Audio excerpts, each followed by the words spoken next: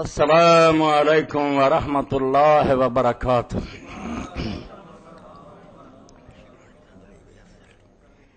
واحلل عقدۃ من لسانی.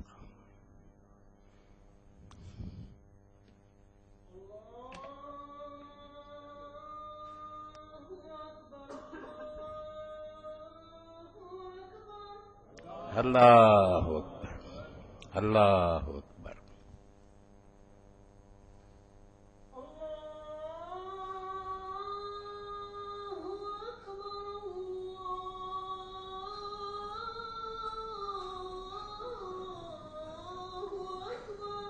اللہ اکبر اللہ اکبر.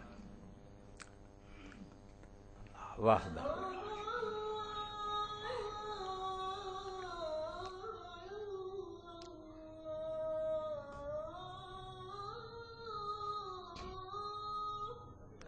اشہد ان لا الہ الا اللہ.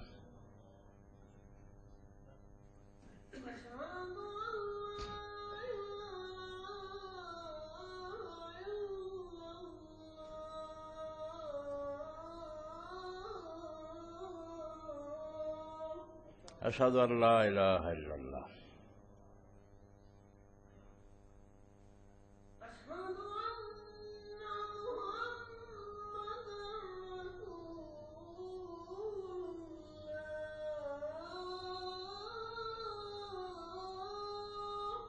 اشہد ان محمد رسول اللہ.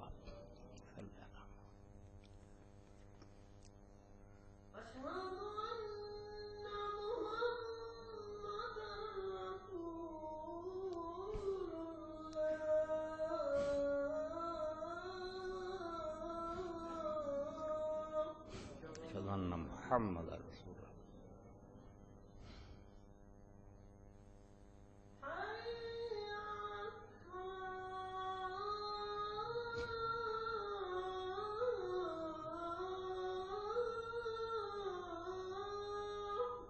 لا حول ولا قوة الا باللہ.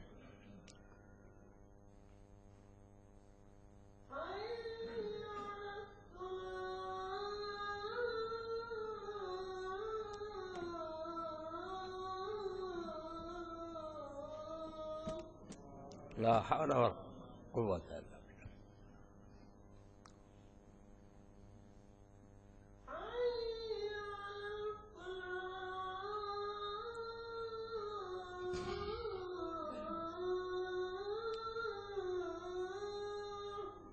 لا حول ولا قوة الا باللہ.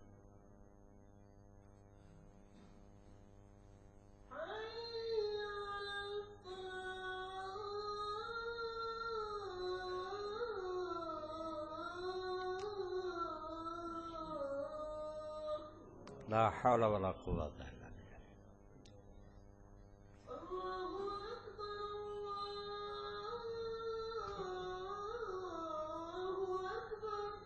اللہ اکبر اللہ اکبر.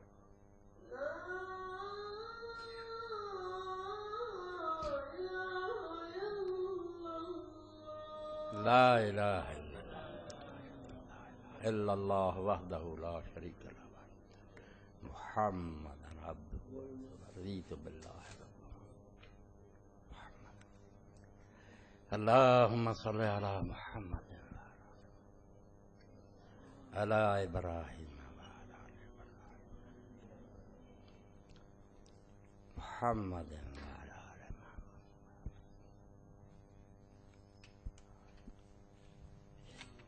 اللہم رب هذه الدعوة التامة والصلاة والفضيلة والمقام المحمود. الحمد للہ رب العالمین وصلی اللہ تعالی علی عبد اللہ ورسولہ خاتم النبیین سیدنا و نبینا محمد وآلہ واصحابہ اجمعین. اما بعد. واجب الاحترام سامعین کرام، میں نے پچھلے خطبات میں بھی یہ بات عرض کی تھی اور اس سال کا آخری خطبہ اس سلسلے کا آج کا ہی ہے. بات تو ایسی ہے کہ اس کو بیان کرتا ہی جاؤں مگر ختم کر رہا ہوں۔ دین اسلام کو برباد کرنے میں جتنا دخل اس بات کا ہے، پچھلے جمعہ میں نے بیان کیا کہ تغلب اور تسلط کو بھی لوگوں نے انعقاد خلافت کا ذریعہ مان لیا کہ زبردستی کوئی حکومت پر مسلط ہو جائے، آئین کو توڑ کر حکومت سنبھال لے اور وہ قبضہ کر لے، اس کو ایک جائز صورت مان لیا حکمران ہونے کی۔ یہ وہ پہلی اینٹ ہے جس نے سارا دین ٹیڑھا کر دیا، بالکل ستیاناش کر دیا اسلام کا۔ دین اسلام میں خلافت منعقد ہونے کے لیے اور حکمران کے صحیح حکمران ہونے کے لیے اور کوئی صورت نہیں ہے، نہ استخلاف کا کوئی ولیعہدی کرے۔ حضرت ابوبکر جن کا حوالہ بھی بالکل غلط ہے، وہ صرف تجویز تھی، امت کے اہل و رائے سے مشورہ کیا، لوگوں سے پوچھا قبول ہے یہ نہیں، بس انتخاب آزاد مرضی سے، جس میں ذرا برابر پریشر نہ ہو، نہ رشوت نہ دباؤ، امت آپ پسند کرے کسی شخص کو، یہ ایک طریقہ ہے خلیفہ بننے کا۔ اس کے علاوہ سب طریقے ناجائز اور باطل اور دین کے خلاف ہیں۔ کوئی کسی کو ولی عہد نہیں مقرر کر سکتا، کوئی زبردستی حکومت پر نہیں بیٹھ سکتا۔ یہ سارے غاصب اور ظالم ہیں جو امت کا حق چھینتے ہیں، اور جیسے ہر وہ شخص جس سے کوئی چیز چھینی جائے اس کے لیے لازم ہے کہ جب موقع ملے وہ اپنی مغصوب چیز کو غاصب سے چھین لے۔ ان حکمرانوں سے جس طرح اقتدار چھینا جائے اور جب چھینا جائے وہ عین دین ہے۔ ایک دن کے لیے بھی ان کو صحیح حکمران ماننا اپنے اسلام کی نفی، کوئی مسلمان نہیں مان سکتا کہ یہ جائز حکمران ہے، نہیں، بیٹھے رہیں۔ ان کو ہم کہیں گے کہ وہ بالفعل حکمران ہے، ڈی فیکٹو سنبھالے ہوئے چلا رہے، ٹھیک۔ اور یہ بھی اللہ کے دین نے بہت اچھا کیا، جس کو نہ سمجھنے کی وجہ سے لوگ پریشان ہوتے ہیں کہ جب آپ بتاتے ہیں کہ یہ غلط حکمران آ گئے تھے بنو امیہ کے، بنو عباس کے، تو لوگ ان کے پیچھے نمازیں کیوں پڑھتے رہے، ان کو زکوٰۃ کیوں دیتے رہے، ان کی عمارت میں حج کیوں کرتے رہے، ان کے ساتھ مل کر جہاد کیوں کرتے رہے؟ تو اس بات کو بھی آپ شروع میں ہی سمجھ لیں کہ یہ غاصب ہیں، ظالم ہیں، مگر امت کا کوئی کام نہیں رکے گا، ہم کرتے رہیں گے، گناہ ان کو ہوگا، کام نہیں رکیں گے۔ اگر وہ شریعت کے مطابق فیصلے کریں گے تو علماء اسلام نے کہا اگر باغی بھی ہوں اور وہ کسی علاقے پر قبضہ کر لیں تو ان کے قاضی اگر شریعت کے مطابق فیصلہ کریں اور بعد میں حکومت وہاں کنٹرول حاصل کر لے تو ان کے قاضیوں کے فیصلے برقرار رہیں گے جو شریعت کے مطابق ہوں گے۔ یہ ایک الگ بات ہے کہ کام نہیں رکیں گے دین کے، مگر وہ ظالم ہے، ڈی فیکٹو نہیں ہے، ڈی ڈیور نہیں ہے، بالحق نہیں ہے، یہ دور افسرا کریں بالفعل ہیں کہ سنبھالے ہوئے ہیں وہ۔ جیسے میں آج ممبر پر بیٹھا ہوں تو یہی حقیقت ہے کہ میں خطبہ دے رہا ہوں، مگر اگر لوگ سمجھیں یہ اس قابل نہیں ہے تو کہیں گے کہ بالحق نہیں ہے، ہونا نہیں چاہیے ہے۔ تو ایسے حکمران جو ان کے لیے لفظ کیا بالفعل کہ واقعتاً تو وہ باغ ڈور سنبھالے ہوئے ہیں، بے شک ظالمانہ ہی، مگر وہ حق کے مطابق خلیفے نہیں ہیں۔ مگر جب یہ سمت نے آہستہ آہستہ ملوکیت کے جبر سے نظریہ ضرورت کے تحت، کوئی دلیل نہیں ان کو ملی، نہ کہیں قرآن و سنت میں آتا کہ جو زبردستی بیٹھتے ہیں وہ خلیفے ہو جاتے ہیں، مگر یہ ڈر گئے۔ تلواریں جو تھیں جو اتنی بے نعام تھیں کہ مسلم، یہ جامع ترمذی میں ہم پڑھتے ہیں کہ حجاج ابن یوسف نے جن کو دربار میں لٹا کر چھری سے ذبح کرایا، جنگوں میں جو مارے گئے برگ 1,20,000 تو وہ گنے گئے۔ اب کون مرتا ڈر کر گئے۔ اسی لیے حسن بصری فرماتے ہیں 1,00,000 آدمی ممبر کے پاس بیٹھا ہوتا تھا اور یہ خطبہ دیتا رہتا، بکواس کرتا، جمعہ کا وقت گزر جاتا، مغرب 3 نمازیں لوگوں نے کئی مرتبہ اکٹھی کی، ابھی جماعت جمعہ کی، پھر اسی وقت مغرب زور اثر کی، ساتھ مگر ایک بندہ بھی نہیں کہتا تھا کہ اللہ کے لیے نماز تو پڑھاؤ۔ تلوار، اتنا جبر و استبداد امت کو بے بس کر۔ اس لیے علماء اسلام بھی پھر ملوکیت کے زیر اثر یہ مسئلہ بیان کرنے لگے کہ جیسے خلافت جو ہے نا وہ انتخاب سے ہوتی ہے، اسی طرح اگر کوئی زبردستی بیٹھ جائے تو وہ بھی خلیفہ جائز۔ یہ نہیں کہ ٹھیک ہے وہ ظالم بیٹھا، نہیں، بالحق کہہ دیا کہ جب اس کا حکم چل گیا، یہی نظریہ ضرورت ہے جو ہماری عدالتوں نے اپنا لیا، بیٹھ گیا، اب کیا کریں۔ یہ پہلی اینٹ ہے جو غلط رکھی گئی، جس کے نتیجہ میں اس امت کی غیرت ختم ہو۔ ظالم بیٹھتے رہے، یہ تماشا دیکھتے رہے۔ تو پہلی بات تو آپ یہ سمجھیں نچوڑ کے طور پر کہ متغلب اور متسلط خلیفہ نہیں ہوتا، اس کے لیے خلیفہ یا حکمران کا لفظ بولنا بالکل دین کے ساتھ ٹھٹا ہے۔ وہ ظالم ہے جب تک بیٹھا، غاصب ہے، جب بھی اسے اقتدار چھینا جائے چھیننا چاہیے، اگر نہیں چھین سکتے تو بے بسی ہے، اللہ سے دعا کریں، مگر اپنے دل میں اس کا احترام نہ کریں۔ جیسے حضور فرماتے ہیں ان کے لیے لعنت کرو، بددعا وہ کرتے رہے، آپ کے بس میں اتنا ہی کریں، جائز حکمران اگر آپ نے مان لیا، دل سے راضی ہو گئے، تو یہ ایسے ہی ہے کہ ایک شخص نے اپنا حق چھوڑ دیا، امت اپنے حق سے دستبردار ہوگی۔ تو پہلی بدماشی یہ ہوئی کہ کتابوں میں لوگ لکھنے لگے، پڑھاتے ہمیں علم کرام کی کتابوں میں کہ متغلب ہو جو ہے زبردستی بیٹھ جائے وہ بھی جائز خلیفہ۔ یہ صرف ملوکیت کا نتیجہ اسلام میں نہیں ہے۔ اور اسی سے دوسری اینٹ پھر یہ رکھ دی کہ جو ایسا ہے نا وہ جو جی چاہے کرے، اس کے خلاف آپ ریوولٹ نہیں کر سکتے، کوئی کوشش نہیں کر سکتے اس کو تخت سے اتارنے کے لیے جب تک وہ کھلم کھلا کافر نہ ہو جائے، ورنہ وہ فاسق ہو جائے، زنا کرے، ظلم کرے، شراب پیے، لوگوں کے مال چھین لے، اس کے خلاف کچھ نہیں کر سکتے۔ اور اس بارے میں لوگوں نے کہہ دیا کہ اس پر اجماع ہو گیا، اب فقہا متفق ہو گئے، مگر یہ اجماع بالکل باطل ہے، یہ نہ قرآن سے لیا نہ حدیث سے، مجبوری، جب بے بس ہو گیا تو یہ مسئلہ گڑ لیا کہ کچھ نہ ان کے خلاف کوشش کر۔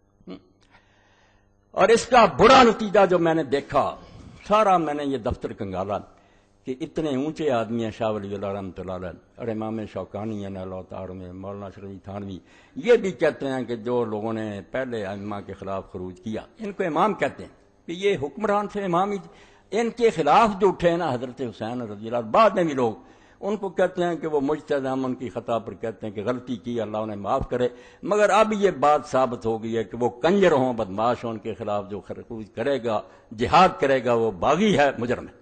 یہ فیصلہ دے دیا انہوں نے کہ ان کو معافی، ابھی انہیں علم نہیں ہوتا۔ اب یہ مسئلہ سامنے آ گیا اور متواتر حدیثیں اس بارے میں کہ ظالم خلیفے کے خلاف آپ کچھ نہیں کر سکتے، یہ باقاعدہ کتابوں میں لکھا ہے عدالت الخوا کہ اب جو کرے گا نا ایسی کوشش، اگر وہ ولی بھی ہوگا تو بخشا نہیں جائے گا، وہ مجرم ہے۔ خلیفے کو کھلا ہاتھ دے دیا، خلیفہ کہا، خرابی کیا ہوئی؟ آپ دیکھ لیں کہ جنہوں نے ان کو امام اور خلیفہ کہا نا، وہ حدیثیں جن میں آتا تھا کہ امام کے خلاف خروج نہ کرو، میں جانتا ہوں ان میں یہ خلیفہ شاہ ولی اللہ مراد نہیں تھے، یہ خلیفے نہیں، یہ غاصب ہیں۔ آپ جو نئے خلیفہ کہہ رہے ہیں کہ ان کے خلاف خروج نہ کرے، آپ دین سے ٹھٹا کر رہے ہیں۔ وہ ان خلیفوں کی بات ہے جو امت نے چنے، وہ ٹھیک ہے کہ اگر ایک شخص امت کا منتخب ہے، لوگوں نے اپنی آزاد مرضی سے اس کو چنا، تو وہ اگر بدکاری پر بھی چل پڑے، یہ سن لیں، مسئلہ کلیئر کر دوں ورنہ آپ کو نہیں سمجھ آئے گا۔ یہ دین سیکھنا چاہیے، نماز روزے کو چھوڑیں، حکومت کی فکر کریں جو اسلام میں اصل ہے کہ دنیا پر راج کرنے کے لیے آپ آئے ہیں، نمازیں پڑھنے کے لیے نہیں آئے۔ اس میں یہ باتیں سمجھنی چاہیے کہ جائز حکومت کیا اور کب تک ہم نے ساتھ دینا، کب اس کو نہیں مانا۔ تو خلیفہ آپ کہتے ہی کیوں اس کو کہ اس کے خلاف خروج نہ کرو؟ کس نے بتایا خلیفہ؟ چنا ہے اس کو کسی نے؟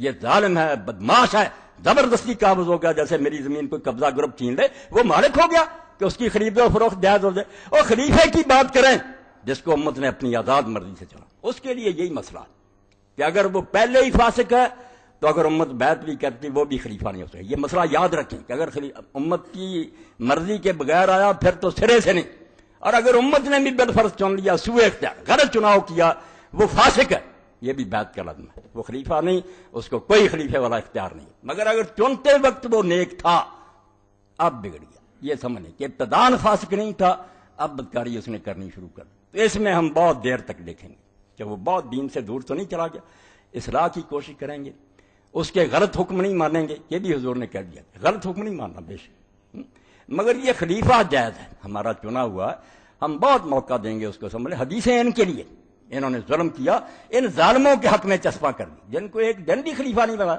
یہ تو ایسے ہے کسی کی بیوی کو چھین کر لے جائے، اغوا کر کے، اب وہ خاوند ہے کہ خاوند والی حدیثیں پڑھو کہ خاوند کی اطاعت کرو۔ خاوند وہ ہے جس سے شرعی نکاح ہوتا، یہ خاوند نہیں ہے۔ آپ حدیثیں وہ پڑھ رہے ہیں جو اماموں اور خلیفوں کے بارے میں، اور لگا ان ظالموں پر ہیں، مگر یہ ان کی بھی بسی ہے، ظالموں کے دور میں پیدا ہوئے، ماریں پڑی، یہ غلط مسئلے لے گئے، اتنے بڑے بڑے امام غلط، بالکل دین کو تباہ کیا انہوں نے کہ مسلمانوں کی غیرت ختم ہو جائے۔ ظالم ایک دن کے لیے امام نہیں ہے، آپ امام اس کو کیوں کہتے ہیں؟ وہ خلیفہ نہیں، غاصب ہے۔ امت کا منتخب آدمی خلیفہ، اس کو اگر چنتے وقت ہی غلطی ہوئی کہ آپ نے بدکار کو چن لیا، وہ بھی خلیفہ نہیں بنا، آپ کی بیعت غلط ہے، خلیفہ نہیں۔ اگر نیک چنا تھا، اگر بعد میں اس میں رد و بدل آ گیا، وہ فاسق ہو گیا، تو ٹھیک، بہت دیر تک دیکھیں۔ اس کے لیے حضور صلی اللہ علیہ وسلم نے یہ بات بیان فرمائی کہ یا تو وہ کھلا کافر ہو جائے، پھر آپ اس کا تختہ الٹیں، مگر اس دوران میں غلط حکم نہیں مانیں گے۔ کوئی ماتحت نہیں کہہ سکتا کہ ظالم حاکم نے یہ غلط حکم دیا تھا اس لیے میں نے قتل کیا، لا طاعت فی معصیت اللہ، اللہ کے خلاف حکم دے گا وہ پھر بھی نہیں مانیں گے، جائز حکمران کا بھی جو تیرا ہو جائے، مگر بغاوت نہیں کریں گے۔ مسئلے ان کے لیے ہیں، صاف کرو، ورنہ شوکانی ارشاد ولی اللہ دین کا بیڑا غرق کر گیا کہ ظالموں کو اماموں والے حقوق دے دیے۔ ان کو امام بنایا کس نے؟ یہ تو ظالم چھین کر بیٹھ گئے۔ صحیح چنا تھا، جو نیک تھا، مگر اب تبدیل ہو گیا، فاسق ہو گیا۔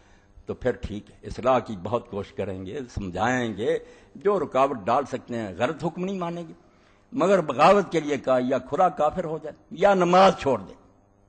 نماز کا بھی بیان فرمایا کہ اگر وہ نماز چھوڑ دے، اب ہمارے یہاں کہ نہیں صدر مملکت نہ پڑے، وزیر اعظم، کوئی ہمیں فرق نہیں نظر آتا کیا ہے، مگر دین کی روح سے سمجھ لیں کہ جب نماز کوئی حکمران چھوڑتا ہے، اب وہ ایک دن کے لیے مسلمانوں کا حکمران نہیں، بے شک چنا تھا نا، اب نہیں ہوگا حکم لا ما قام سرا، جب نماز ہی چھوڑ دی اس کم بخت نے، اب وہ اسلام کا کیا کافر، بالکل وہ اس لائق ہے کہ فوراً اس کو اتار دیا جائے، اور جب تک نہیں اتارتے ہمیں کوشش کرنی چاہیے، طاقت حاصل کریں اس کو اتارے۔ نماز آخری نشانی ہے کہ اسلام سے اس کا کوئی تعلق ہے۔ اور ایک طرف آپ نے فرمایا کہ ایسی بات جس سے کفر ٹپکتا، کفر یہی نہیں کہ وہ کہہ دے میں نے کلمہ چھوڑا، ایسا شاید ہی کوئی کرے۔ شاہ اسماعیل شہید رحمۃ اللہ علیہ کی منصب امامت پڑھنی چاہیے، بہت اونچے آدمی تھے، انہوں نے بتایا کہ خلافت میں تبدیلی حکومت میں کیا آتی، اس میں ایک سلطنت کفر، تو سلطنت کفر نہیں یہ ہندو ہو جائیں گے، نہیں ہوں گے، کلمہ پڑھیں گے، حج کریں گے، بیت اللہ کے اندر جائیں گے، کریں گے کیا؟ دین کی باتوں کا مذاق اڑائیں گے، قرآن کی بات ہوگی ٹھٹا، استخفاف کریں گے، کبھی داڑھی کا مذاق اڑائیں گے، کبھی برقعے کا اڑائیں گے، کبھی ہاتھ کاٹنے کا اڑائیں گے۔ یہ استخفاف دلیل ہوگا کہ اب یہ مسلمان نہیں ہے، کلمے کے انکار سے بڑھ کر یہ دلیل ہے۔ کلمے کوئی بات نہیں، استخفاف، دین کو ٹھٹا کریں، عمل نہ کریں تو کوتاہی ہے، مگر مذاق اڑائے گا۔ اسی لیے علماء اسلام نے کہا کوئی شخص بت کو سجدہ کر دیتا، زبان سے کلمہ پڑھتا، بھائی بت کے سجدے کو سب بچہ بچہ مسلمانوں کے جانتا، یہ تو کافر کا کام، یہاں کلمہ نہیں دیکھا جائے گا، اس کا یہ عمل دلیل ہے کہ اب یہ مسلمان نہیں رہا۔ اور اسی طرح جس نے رسول کریم علیہ السلام کو معاذ اللہ گالی دے دی مسلم ہوتے ہوئے، اب کون بیوقوف سمجھے گا کہ یہ مسلمان رہا، کلمہ نہیں دیکھا۔ اور قرآن پاک اور حدیث کا ٹھٹھا، اس میں علماء نے یہاں تک لکھا کہ چھوٹی سے چھوٹی بات کہ مونچھیں کترانا، داڑھی بڑھانا، اگر اس کا بھی استخفاف کرتا نہیں مگر ٹھٹھا نہیں اڑاتا، اس کا ٹھٹھا اڑاتا، رسول کریم علیہ السلام کی ادنا سنت کا کافر ہونے کی دلیل کہ یہ شخص اسلام کو بالکل چھوڑ گیا۔ اس لیے یہ ساری بحثیں آپ ذہن میں رکھیں کہ حکمران اگر صحیح چنا تھا اس کی بات ہو رہی، جو چنا ہی نہیں یا پہلے سے ہی فاسق تھا، اس کی خلافت ایک دن کے لیے منعقد نہیں، اس کے لیے کوئی حدیث نہ پڑھیں کہ خلیفے کے خلاف، خلیفہ کہتے ہی کیوں آپ اس کو ظالم، وہ ایسے جیسے کوئی کسی کی بیوی اغوا کر کے لے گیا، کسی کے مکان پر ناجائز قبضہ کر لیا، اس کو وہ حدیثیں آپ اس کے لیے پڑھتے ہیں جو نیک لوگوں کے لیے، جو نیک تھا، عادل تھا، مسلمانوں نے اپنی وہ ہے صحیح حکمران۔ اور اگر وہ غلط ہو جاتا، بشر بدل گیا، وہ کفر تو نہیں کرتا، دین کا مذاق تو نہیں اڑاتا، اور نماز تو نہیں چھوڑ دی، یہ وہ حدود میں جہاں حضور نے فرمایا اب اس کی سلطنت جائے، کلمہ گو ہونے کے باوجود سلطنت کفر، وہ فارسی میں آپ لوگوں کو مل جائے یا اردو میں ترجمہ ہو گیا، منصب امامت کو پڑھنا چاہیے کہ مسلمانوں کا امام کیا ہے، یہ امام نہیں جو میں نماز پڑھاتا ہوں، امام وہ ہے جو سلطنت کا مالک پوری امت کو لے کر جا رہا ہے، وہ امام سیدھا ہونا چاہیے، وہ ٹیڑھا ہو گیا دین ٹیڑھا ہو جائے، مسجدوں میں نمازیں آہستہ آہستہ ختم ہو جائیں گی، بدماشی پھیل جائے گی، عورتیں ننگی ہو جائیں گی، اقتدار ہے اس کے پاس، اس امام کا ٹیڑھا نہیں ہونا چاہیے۔ اس کے لیے یہ باتیں واضح ہیں کہ امت کا چنا ہوا، چنتے وقت تو بالکل عادل اور متقی ہو، بعد میں اگر اس میں خرابی ہو جائے تو وہ بغاوت کی حدیثیں اس کے لیے کہ وہاں کافی حد تک آپ ہم سوچیں گے غلط بات اس کی نہیں مانیں گے بالکل، مگر ملک میں خانہ جنگی بھی نہیں کریں گے تا وقتے کے وہ دین کا مذاق نہ اڑانا شروع کر دے، یا بالکل کھلم کھلا اسلام کے خلاف بکرانا شروع کر دے، پھر اس کے خلاف بغاوت عین دین ہے۔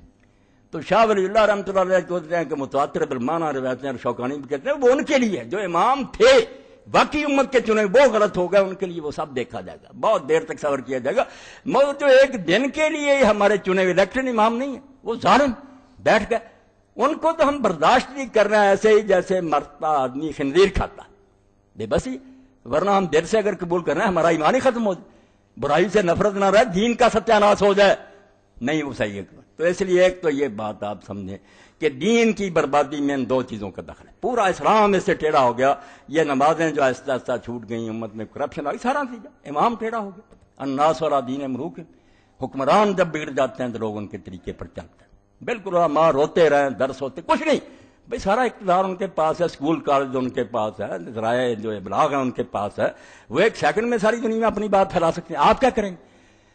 اس لیے اسلام میں سب سے زیادہ زور اس پر ہے کہ نہ نمازیں پڑھو، نہ رفع دین کرو، نہ امام دیکھو کہ جو سربراہ مملکت وہ تو ٹیڑھا نہیں ہو گیا، اگر ٹیڑھا اس کی فکر کرو، اگر یہ امام غلط ہو گیا، سربراہ غلط ہو گیا، آپ دین کو نہیں بچا سکتے، کارنر ہو جائے گا، آہستہ آہستہ یہ کونوں میں چلا جائے گا، دائرہ تنگ ہو جائے گا، اور تمہارے گھروں میں بھی دین نہیں رہنے دیں گے، تباہ ہو جائے گا سارا۔ تو دو مسئلے کہ جو زبردستی بیٹھ جائے اس کو بھی ان علماء نے کہہ دیا کہ جائز خلیفہ، اور دوسرا یہ کہ جو چاہے کرے ہم اس کے خلاف بغاوت نہیں کر سکتے۔ تو اس بارے میں احکام القرآن میں امام ابوبکر جساس کہتے ہیں، اور ان اہل حدیثوں کا رونا روتے ہیں، پچھلی مرتبہ میں کہا کئی ناراض ہوتے ہیں، دین کی بربادی میں سب سے زیادہ دخل ان کا ہے۔ انہوں نے یہ مسئلہ گڑھا کہ یہ سارے جو ہیں یہ خلیفے ہیں، ان کے خلاف بغاوت نہیں ہو سکتی، بالکل جھوٹا مسئلہ، ظالموں کی پشت پناہی انہوں نے کی۔ جو حدیثیں صحیح حکمرانوں کے بارے میں تھیں وہ ان ظالموں کو دے دیں کہ تم خلیفے اور امام ہو، تمہارے خلاف جو اٹھتا ہے وہ دوستی ہے، تم بڑی بڑی ہو، بے شک زنا کرو، چوری کرو، یہ انتہا درجے کے ظالم۔ دیکھتے ہیں وَهَذَا إِنَّمَا أَنكَرُوا عَلَيْهِ أَغْمَارُ أَصْحَابِ الْحَدِيثِ الَّذِينَ بِهِمْ فُقِدَ الْأَمْرُ بِالْمَعْرُوفِ وَالنَّهْيُ عَنِ الْمُنكَرِ، کہ دین کیوں برباد ہوا؟ یہ بیوقوف جو اہل حدیث پیدا ہو گئے، حدیثیں پڑھنے والے، جنہوں نے حدیثوں کو نہ سمجھا کہ یہ تو الیکٹڈ رہنمائی کی بات ہے، جو امت کے چنے ہوئے، جو نیک تھے اب ٹیڑھے ہو رہے ہیں، باتیں تو ان کی، تم ان ظالموں کو کہہ رہو کہ یہ خلیفے ہیں، ان کے خلاف بغاوت نہ کرو، امت اکٹھی اٹھو نہ ورنہ تم دوزخ میں جاؤ۔ تو امت کب اکٹھی ہے؟ امت سے تو پوچھا ہی کسی نے، زبردستی بیٹھ گئے ہیں، رشوت دے کر بیٹھ گئے ہیں، ڈنڈے کے زور سے بیٹھے یہ حکمران۔ تو فرماتے ہیں کہ امام ابو حنیفہ رحمۃ اللہ علیہ نے جو کہا کہ یہ ظالم حاکم جو ہیں یہ حاکم نہیں ہے، ان کے خلاف جب موقع ملے جہاد کرو۔ میں اسی بات سے خوش ہوں کہ ان اہل حدیثوں سے 1000 درجہ بہتر تھا ابو حنیفہ رحمۃ اللہ علیہ، امام مالک رحمۃ اللہ، جو دین کو سمجھتے تھے، شروع میں تھے، یہ سب ان کے بعد پیدا ہوئے، یہ ظالموں کے دور میں پیدا ہوئے ہیں، انہوں نے ظالموں کو ساتھ دیا۔ امام احمد ابن حنبل نے، ابن تیمیہ نے، ان سب نے یہی مسئلے گڑھے کہ جو بیٹھ گیا ان کا ساتھ دو، یہ جھوٹے، بالکل جھوٹے ہیں۔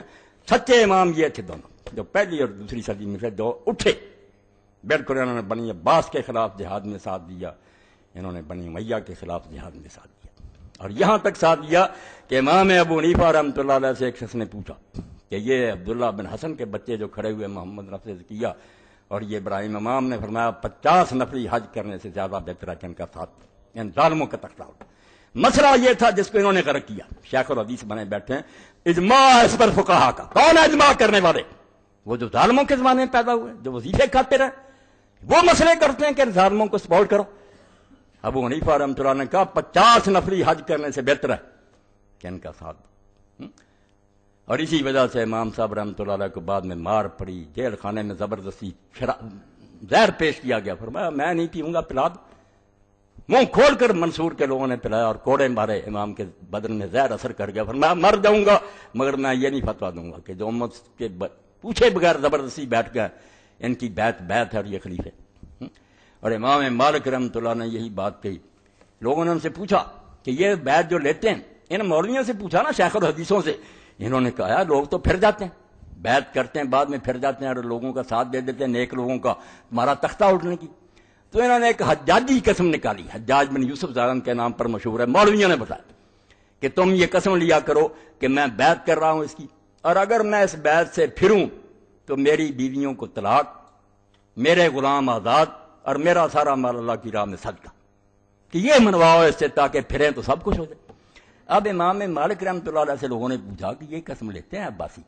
انہوں نے فرمایا یہ قسم کوئی قسم نہیں، اٹھا دیا کرو اور جب موقع میرے ان ظالموں کا تختہ ہو، ان کی بیعت کوئی بیعت اور نہ یہ قسمیں کوئی قسمیں، یہ زبردستی ہے۔ اسی لیے امام صاحب کو جو مار پڑی نا کہ فتویٰ دو کہ زبردستی کی طلاق، وہ طلاق کا مسئلہ نہیں تھا، حکومت کا مسئلہ تھا کہ اگر یہ بات ہوئی کہ طلاق المکرہ ایسا بھی زبردستی سے اس طرح منوائی ہوئی طلاق نہیں ہوتی تو لوگ تو پھر جائیں گے، پھر جاتے تھے اور تختہ اٹھتے تھے۔ تو امام صاحب نے کہا یہ کوئی طلاق نہیں، پھر جائے گا۔ اس پر انہیں بھی بیچاروں کو مار پڑی، ان کے بازو نکل گئے۔ اس لیے سید ابو الحسن ندوی فرماتے ہیں مالک اور ابو حنیفہ سے بڑا امام اس امت میں کون ہے؟ جب انہوں نے فتویٰ دیا کہ مسلمان حکمران جو ان کے خلاف بغاوت کرو، سب لوگوں کے فتوے جھوٹے، فتوے ان کے سچے ہیں جو امام تھے پہلی صدی کے، جنہیں جو صحابہ اور تابعین سے ملے تھے، بالکل ٹھیک۔ تو کہتے ہیں قاضی ابوبکر جساد کہ یہ جاہل اہل حدیث جو پیدا ہوئے، جن کی وجہ سے امت میں نیکی کا حکم دینا اور برائی کا حکم، برائی سے روکنا ختم مٹایا انہوں نے کہ ظالموں کو کچھ نہ کہو، بیٹھے۔ امام احمد بھی کہتے تھے یہ عباسی ظالم جو ان کا ساتھ دو۔ ابن تیمیہ بھی ساری عمر یہ پرچار کرتے۔ یہ ابن حزم تھا نیک اللہ کا بندہ، جس نے کہا جب بھی کوئی عادل آدمی کھڑا ہو جائے اس حکمران سے زیادہ نیک تو زیادہ نیک کا ساتھ دو. وہ باغی نہیں، حکمران باغی. جو تخت پر بیٹھا باغی وہ ہے جو دین کو چھوڑے بیٹھا، اس کا ساتھ دو رعیت میں سے جو اٹھا ہے مقابلے میں. وہ نیک اٹھا ہے اہل حدیثوں میں سے جس کی عالم محلہ میں یہ مسئلہ واضح ہوا، اور اس نے دلیلیں دی کہ کون اجماع کرنے والا فقی. حسین رضی اللہ عنہ سے ابن زبیر سے، اور جو مدینہ شریف سے اٹھے تھے صحابہ الحرہ، صحابہ تابعین، ان سے بڑا کون فقی پیدا ہوا؟ وہ اٹھے نہیں تھے یزید کے خلاف. اور دوسرا کون ہو تم اس قسم کے فتوے؟ وہ نیک تھا، اسپین میں پیدا ہوا، حالانکہ بنو امیہ میں سے تھا ظاہری، مگر اس نے کہا سب جھوٹ بولتے کہ ان ظالموں کو یہ پکڑا دو کہ تم حکمران ہو. یہ حکمران نہیں ہے، حکمران ہوا جن کو ہم چنیں گے، اپنے گھر سے پکڑ کر لائیں گے کہ ہم تمہیں حکمران بناتے ہیں، وہ ہوگا حکمران. وہ اگر ٹیڑھا بھی ہو جائے گا بعد میں، اگر پہلے ہی ٹیڑھا تو ہمارا انتخاب کرا، ہم نے بھی غلط چنا. اگر چنا ٹھیک تھا بعد میں غلط ہو گیا تو ٹھیک، دیکھیں گے کہ بہت دور تو نہیں نکل گیا، غلط باتیں اس کی نہیں مانیں گے مگر اصلاح کی کوشش کریں گے. یہ مسئلہ صاف کر لو، ورنہ صرف اتنی رعایت دیتے ہیں کہ جنہوں نے پہلے جہاد کیا یار ان سے غلطی ہوئی ہے مگر اللہ معاف کرے، اب جب پتہ چل گیا کہ بغاوت نہیں کر سکتا اب جو کرے گا وہ مجرم، توبہ توبہ. تو ان کے لوگوں کو باغی کہتے ہو؟ باغی وہ ہیں جو تخت پر بیٹھے ہوئے شریعت کے خلاف چل رہے ہیں، انہوں نے شریعت سے بغاوت کی ہے، اٹھنے والے باغی نہیں. یہ حکمرانوں کی ڈکشنری ہے کہ رعایا کو باغی کہتے ہیں. دین میں باغی وہ ہے جو دین کو چھوڑے بیٹھا، خواہ وہ حکمران ہے خواہ رعیت. تو امام فرماتے ہیں جاہل اہل حدیثوں کی وجہ سے امت میں ختم ہو گیا یہ جذبہ کہ برائی سے ٹوکو اور نیکی کا حکم دو. حتیٰ تغلب الظالمون علی امور الاسلام، یا اینٹ ٹیڑھی ہو گئی. کہتے ہیں اسی کا نتیجہ نکلا کہ ظالم جو ہیں اسلام میں وہ حکومتوں پر چھا گئے. اسپین سے لے کر انڈیا تک بیٹھے ہوئے ہزاروں سال تک راج کرتے رہے لوگ، صرف بیٹھے رہے تماشا دیکھتے رہے سلام کرتے رہے. ظالم مسلمان حکومتوں پر بیٹھ گئے. فمن کان ھذا مذہب فی الامر بالمعروف والنہی عن المنکر کیف یری امامۃ الفاسق. وہ کہتے ہیں تم لگاتے ہو کہ ابو حنیفہ رحمۃ اللہ علیہ نے کیا کہ بدماش کی حکومت جائز ہے، جس کا مطلب یہ تھا کہ 50 نفری حج کرنے سے بہتر ہے کہ ان ظالموں کے خلاف جو اٹھے ان کا ساتھ. اور آپ دیکھتے ہیں کہ حضرت امام حسین رضی اللہ تعالیٰ جب اٹھے ہیں تو ان کا ایک ساتھی تھا جس کا حوالہ محمد اختر حیکر نے دیا. یہ کتاب میں نے پچھلی مرتبہ بیان کی تھی نا کہ یہ ایسی کتاب ہے کہ اگر دنیا میں اس کا ترجمہ ہو جائے مسلمان زندہ ہو. اور جس کا جب اس پر PhD کی ڈگری دی اوزائی یونیورسٹی کے لوگوں نے تو انہوں نے کہا اگر اس سے آگے کوئی ڈگری ہوتی دیتے. 3 جلدوں میں الجہاد والقتال، اس سے اعلیٰ کتاب اسلام میں کوئی نہیں لکھی. تو ایک فصل اس میں لکھی ہے کہ یہ ظالم جو حکومت پر بیٹھتے ہیں کون ان کو خلیفہ کہتا. پوری فصل اس قابل ہے قتال و مکتب السلطنہ. یہ آپ کربلا نہ سمجھیں صرف ایک قصہ نہیں، دین کی بنیادی بات ہے کہ آیا جو تخت سنبھالے وہ مسلمانوں کا حکمران. قتال و مکتسب السلطنہ کہ جو زبردستی حکومت چھینے مسلمانوں کے، اس سے جہاد لازم ہے. وہ ایک دن کے لیے ہمارا حکمران نہیں، اس سے حکومت چھیننی دین ہے. اس پر بحث کرتے جاتے ہیں اور یہی سمجھاتے ہیں کہ بھائی خلیفہ اور حکمران اس کو کہیں گے جو مسلمانوں کا چنا ہوا. آگے پھر دلیلیں دی ہیں، بحثیں کی ہیں، اور بعد میں پھر بتایا کہ یہ یزید جو کس نے اس کو چنا تھا. اس طرح میں نے بتایا 1 لاکھ روپیہ عبداللہ بن عمر کو، عبد الرحمن بن بکر کو بھیجا امیر معاویہ نے. بعد میں کہا یار یزید کی بیعت کرو. انہوں نے کہا ہمارا دین اتنا سستا، کچھ لوگوں کو تلواریں دکھائیں کہ جو نہیں مانے گا یہ علاج ہوگا. یہ بیعت نہیں جبر. بالکل اس کو بھی ثابت کیا کہ ایک دن کے لیے وہ حکمران نہیں ہے. مختصب سلطنت، مسلمانوں کا اقتدار اس نے بزور تلوار چھینا ہے اور اس کے لیے امت پر فرض تھا کہ وہ اس کو چھینے. اس لیے امام حسین کا جو ہے جہاد ہے جہاد. اور اس پر واقعہ لکھا ہے، انہوں نے تھوڑا لکھا مگر وہ حوالہ دیا کہ امام حسین رضی اللہ کے ساتھی کیا سمجھتے. تو حسین ابن علی رضی اللہ کے ساتھ جو لوگ لقتال قوات یزید ابن معاویہ المقتد بالخلافہ الفاظ سنیں 202 صفحہ ہے، فرماتے ہیں تو اس قوت کے ساتھ ظالم چھین کر بیٹھ گیا سلطنت. ہمیں اس سے بحث نہیں. یہ لوگ جو بیوقوف ہیں وہ شراب پیتا تو کوئی نہیں. میں نے کہا اگر وہ ابو بکر بھی ہوتا تو ظالم ہوتا. اس طرح حکومت سنبھالنے کا اسلام میں جواز نہیں. اس کے ذاتی کردار کی بات نہیں، خلاف آئین ہے یہ معاملہ. اس کو سمجھو کہ دین اسلام میں آئین کے اندر کسی کو اجازت نہیں کہ حکومت پر آئے جب تک امت نہ چنے. تو فرماتے ہیں یہ قوت کے ساتھ سلطنت کو جو غصب کر کے بیٹھا، اس پر اس کا نام نہیں لکھا میں بتاتا. تو وہ آدمی تھا عبداللہ ابن عمیر کلبی. یہ کوفہ کا تھا. اس کا وہاں ایک مکان تھا، بڑا امیر آدمی تھا. بیوی تھی اس کی ام وہب. اس نے دیکھا کہ لشکر جو ہیں وہ کٹھے کیے جا رہے ہیں. اس نے پوچھا کہ یہ فوج کدھر بھیجی جا رہی تھی. لوگوں نے بتایا کہ یہ امام حسین رضی اللہ کے مقابلہ میں عبید اللہ ابن زیاد بھیج رہا. تو اس وقت اس نے اپنے دل میں کہا جو انہوں نے لکھا واللہ لقد کنت علی جہاد اہل شرک حریصا، کہ اللہ کی قسم مجھے بڑا شوق تھا کہ میں مشرکوں سے جنگ کروں، کافروں سے جہاد کرنے کا مجھے بڑا شوق تھا۔ وَإِنِّي لَأَرْجُو أَن يَكُونَ اللَّهُ يَكُونَ جِهَادُ هَؤُلَاءِ الَّذِينَ يَغْزُونَ ابْنَ بِنْتِ رَبِيعٍ أَسْرَىٰ صَحَابًا وَلَا مِنْ صَحَابِهِ يَا فِي جِهَادِ الْمُشْرِكِينَ۔ مگر اب مجھے اللہ سے امید ہے کہ مشرکوں کے ساتھ جہاد سے جو مجھے ثواب ملنا تھا اس سے زیادہ ثواب ہوگا جب میں ان ظالموں سے لڑوں گا جو اللہ کے رسول کی بیٹی کے بیٹے کے ساتھ لڑنے جا رہے ہیں، جو فرزند رسول کے ساتھ لڑنے کے لیے جا رہے ہیں، ان سے میں جہاد کروں گا تو وہ کافروں کی بجائے زیادہ مناسب۔ یہ ہے اصل دین، جو گم کر دیا ان مولویوں نے فتوے دے دے کہ جو خبیث بیٹھ جائے حکمران ہے۔ اور وہ گیا پھر اپنی بیوی ام بہب کے پاس، اس نے کہا میں بات سن لا، میرا تیرا بڑا پیار تھا مگر میں نے ایک فیصلہ کر لیا۔ یہ بات ہے کہ میں نے لشکر دیکھے ہیں، وہ ظالم جا رہے ہیں فرزند رسول کے مقابلہ میں، اب میں جا رہا ہوں۔ اس نے کہا اللہ آپ کا یہ فیصلہ آپ کو مبارک کرے، میں ساتھ جاؤں۔ لے گیا حضرت امام حسین رضی اللہ عنہ سے جا کر ملا، ساری بات سنائی۔ اب یہ لشکر میں جب گیا سر کاٹا، انہوں نے پھر بیوی کی طرف پھینک لیا، اس نے گود میں لیا، وہ ساری تفصیل آپ تبلیغ میں پڑھ رہے ہیں۔ چوما، اس نے کہا اللہ تجھے جزائے خیر جو تیری نیت تھی وہ تو نے پوری کر۔ اس لیے اللہ کے بندو یہ پوری فصل جو ہے کیا کروں، یہ ساری جو ہے نا 160 سے 202 تک اس قابل ہے کہ کوئی اللہ کا بندہ اس کو چھپا دے، ورنہ مسلمانوں کو سمجھ نہیں آئے گی کہ ان کے ملکوں میں کیا ہو رہا، کیسے ڈاکو اور غاصب ہیں جو زبردستی حکومتیں سنبھالے بیٹھے ہیں۔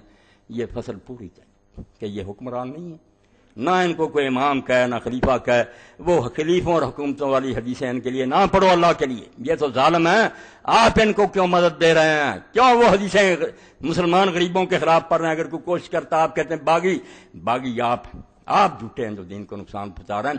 یہ حکمران نہیں، ظالم، ان کی حکومت ایک دن کے لیے صحیح نہیں۔ تو امام فرماتے ہیں اے ابو حنیفہ اس کو بدنام کرتے ہو جس نے زہر پینا قبول کر لیا، جیل میں کوڑے کھائے، مگر فرمایا نہیں میں ان ظالموں کا ساتھ نہیں دے سکتا۔ اور حضرت زید ابن علی امام زین العابدین کے بیٹے جب ہشام کے خلاف اٹھے، امام نے فرمایا کافروں سے جہاد کرنے سے زیادہ بہتر ہے کہ زید کا ساتھ، اور فرمایا اگر رسول اللہ نے اصحاب بدر کے بارے میں وہ شان نہ بیان کر دی ہوتی تو میں یہی کہتا کہ جو زید ابن علی کا ساتھ دیں گے ان کو وہی ثواب ہوگا جو بدر کی شہیدوں کا۔ امام ایسا غازی تھا، مجاہد تھا، یہی امام مالک تھا۔ یہ بعد میں ماریں کھا کر کانپ گئے کہ نہیں جو بیٹھ گیا انہوں نے برباد کیا۔ یہ شکر ہے کہ بعد میں بھی ابن حزم رحمۃ اللہ علیہ نے اچھا لکھا، بہت اچھا لکھا کہ یہ کوئی خلیفہ نہیں، یہ میرے پاس کتاب جس کا میں نے ایک مرتبہ ذکر کیا تھا کہ اگر یہ کتاب مجھے نہ ملتی تو میں سمجھتا میری زندگی ضائع گئی۔ العواسم والقواسم، ایک العواسم والقواسم ہے وہ لکھی ہے قاضی بکر، وہ کچھ نہیں۔ یہ العواسم والقواسم فی الذب عن سنت بالقاسم، یہ مجھے وہاں فیصل یونیورسٹی سے ملی، وہاں میرے دوست سے بچہ لائبریری تھا، یہ ڈاکٹر حمید اللہ صاحب رحمۃ اللہ علیہ نے جو کتابیں دی تھیں اس کے فوٹو اسٹیٹ کرا کر بھیجی۔ سنت کے دفاع میں سے بڑی کتاب کوئی نہیں لکھی۔ اور امام شوکانی فرماتے ہیں یمن نے اسلام کو کچھ نہ دیا ہوتا سوائے اس کتاب کے، یہی کہا سنت کا دفاع، حدیث پر جو حملے ہوئے۔ اب ان لوگوں نے یمن کے لوگوں نے کہا ہے محمد بن ابراہیم وزیر کیسے اہل سنت کے مذہب کو مانتے پھرتے جو کہتے ہیں کہ ظالم بھی خلیفے اور یزید کے خلاف اٹھنے والے باغی ان میں شامل ہو گیا۔ اس نے پھر اہل سنت کی کتابوں میں پوری فصل لکھی کہ آپ نے اہل سنت کی کتابیں نہیں پڑھی، یہ بیوقوف اور نادان ہیں جو ایسی باتیں کہتے ہیں۔ یہ پڑھو امام ظہبی اور سارے ابن حزم، سب ملعون کہتے ہیں یزید کے اور سارے، کوئی خلیفہ نہیں، اور اس نے بچایا، ورنہ وہ یمنی لے گئے تھے کہ یہ اہل سنت کا مطلب ہے جو ظالموں کی حمایت کرتا۔ تو امام نے پھر اس پر لکھا، اور یہ امام ابن حزم رحمۃ اللہ علیہ کا حوالہ بھی دیا جو سارے لکھ دیتے ہیں فتح الباری میں بنا دے کہ اجماع ہو گیا فقہ، اور کون سے اجماع جو جوتیاں کھا کر مان گئے کہ جو بیٹھ جائے ٹھیک ہے۔ امام نے کہا، امام ابن حزم فرماتے ہیں ورایت لبعض من نسب نفسه للامامۃ والکلام فی الدین فسور ذکر فی الاجماع، 76 صفحہ اور جلد ہے اس کی 8۔ امام ابن حزم آپ دیکھیں یہ نسلاً اموی ہیں، بنو امیہ سے، مگر عالم ہے، ظاہری کتاب و سنت کا دیوانہ تھا، المحلہ لکھی۔ وہ کہتے ہیں میں نے ایک شخص کو دیکھا جو اپنے آپ کو دین کا عالم کہتا ہے اور کتابیں لکھتا ہے، اس نے ایک کتاب لکھی ہے جس میں ذکر کیا اجماع کا کہ اجماع ہو گیا، ساری امت متفق، فاتا فی اب کلام اللہ سکتان الکان اسلم له فی اخرى، کہتے ہیں اس میں ایسی باتیں اس نے کہیں کہ اگر وہ اس سے خاموش رہتا نہ لکھتا تو اس کی عاقبت کے لیے اچھا ہوتا۔ اس نے اپنی عاقبت گندی کی وہ سے لکھ کر ایسی باتیں کی، بل الخرسکان اسلم له، بلکہ وہ گنگا پیدا ہوتا تو اس کے لیے اچھا تھا، ایسی کتاب لکھنے سے وہ گنگا رہتا۔ امام لکھتا ہے جس میں دین کی غیرت تھی، وہ شیخ الحدیث نہیں تھا کہ چندے لو ملوکیتوں سے اور کھاؤ، مدرسے چلاؤ اور کہو ملوکیت ٹھیک ہے، ملوکیت جو اسلام میں کہ در دین اس ملوکیت حرام اس، اقبال فرماتے ہیں اس نبی کے مانے جس کے دین میں ملوکیت کفر ہے، بندہ ملک بن جائے کہ میں بادشاہ ہوں تو مسکات میں ساتھ دیتے ہو، ظالم بادشاہوں کا پیسے کھاتے ہیں، ان سے فنڈ لیتے ہیں اور مدرسے چلاتے ہیں، ان کی حمایت کرتے ہیں۔ تو فرماتے ہیں اگر وہ گنگا ہوتا اچھا تھا، وہ ابن مجاہد البصری المتکلم الطائی للمقرئ، کون ہے وہ؟ ابن مجاہد بصرے کا رہنے والا متکلم قبیلہ تیس، فإنہ ذکر فی مدہ فی الاجماع، تو اس نے جو حوالے دیے ہیں کہ اس بات پر بھی علماء کا اتفاق ہے، اتفاق تو ہونا تھا، ڈنڈے پڑے سارے مان گئے، یہ قرآن حدیث کی بجائے بنا دیا، اینٹ ٹیڑھی کر دی، ان مجمعران لا یخرج الائمۃ الجار، کیا مسئلہ لکھ لیا، توبہ توبہ، دین کو چھڑی پھیر دی کہ اس پر اجماع ہو گیا امت کا کہ ظالم حاکم جو جی چاہے کریں ان کے خلاف نہیں اٹھنا۔ اس کو ابن حزم کہتے ہیں کاش یہ گنگا ہوتا نہ کتاب لکھتا، اس کی عاقبت سنور جاتی۔ فاستعظم تو ظالم، تمام فرماتا میں کانپ گیا یہ مسئلہ دیکھ کر، میرے رونگٹے کھڑے ہو گئے کہ ظالم دین کو ذبح کر دیں، کہ ظالم بیٹھ جائیں ان کے خلاف نہ اٹھو۔ والامری انه لازم یکون قادم علم ان مخالف الاجماع کافر، اور اللہ کی قسم اس سے بڑا جرم مجھے یہ نظر آیا کہ اس کو یہ بھی نہیں پتا کہ اگر اجماع ہے تو جو اجماع کے خلاف کریں گے تو کافر ہو جائیں گے۔ اجماع چھوٹی بات ہوتی ہے کہ سارے عالم متفق ہیں، پھر جو اس سے باہر نکلے مسلمان رہے گا کافر ہو جائے گا۔ فیلقی ھذا علی الناس، لوگوں کو لے کر دیے، وقاد علم ان فاضل صحابہ بقیت السلف یوم الحرہ خرج ولا یزید ابن معاویہ، کہتا ہے اس کو پتہ نہیں تھا، مولوی بنا پھرتا تھا کہ حرہ کے دن پورا مدینہ سارے صحابہ اور تابعین جو زندہ تھے وہ یزید کے خلاف اٹھے ہی نہیں اٹھے، تو اجماع اگر ہے تو وہ کافر ہوگا سارے، سارا مدینہ جتنے زندہ تھے مہاجر انصار، امام حسین تنہا نہیں رہا۔ یہ باتیں جھوٹی ہیں کہ ساری امت ساتھ تھی، صرف یہ گونگے تھے، ڈرے ہوئے تھے۔ جب امام حسین نے شہادت دے کر جرأت دلائی پورا مدینہ باغ، ایک بھی نہیں رہا ابن عمر کے سوا، ابن عمر تو کمزور آدمی تھے، جو بیٹھ گیا اس کا ساتھ دیتے ڈرتے بیچارے، مگر باقی سارا مدینہ مہاجر انصار باغ، 3 دن مدینہ شریف پھر تباہ کیا گیا۔